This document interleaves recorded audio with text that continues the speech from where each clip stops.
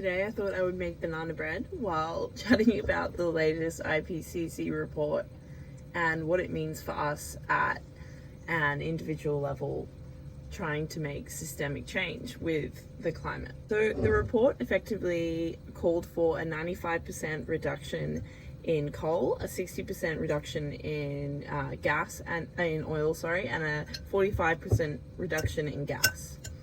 So that's something that is kind of hard for us at a cultural level or an individual level to enact, I guess, or take any action on, because I mean, I don't even know where I would start. But what we can do as environmentalists is break it down into individual action steps at a local level, which can then elicit larger system change. So what does this mean from our point of view as an individual? What can we do to help limit warming? Because we're already at 1.1 degrees of warming. So the report did say that we can, as long as we act now, we will be able to reduce emissions, which is good, but we do need to act now.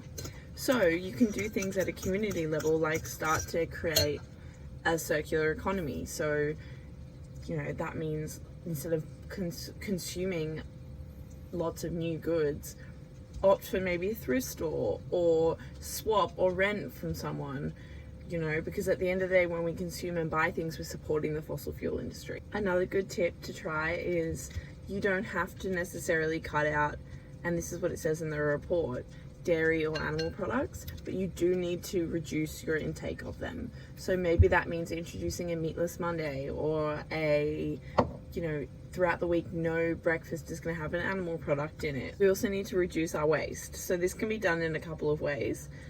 I really like to have a vermicompost and also just a regular compost.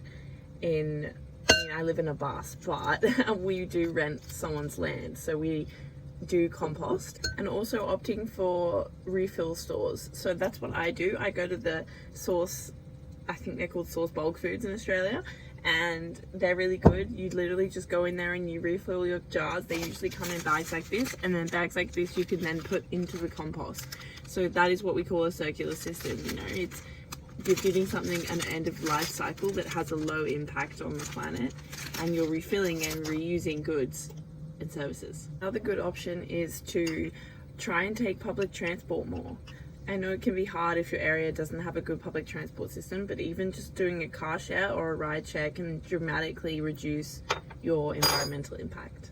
Finally, I just want to remind you that literally any small action or sustainable swap that you implement into your life is going to have a huge impact and a huge effect, and you shouldn't feel shameful if your entire pantry, you know, isn't in glass jars, or that sometimes you forget your keep cup. That's okay. It's just small imperfect actions that's going to take us to a brighter future.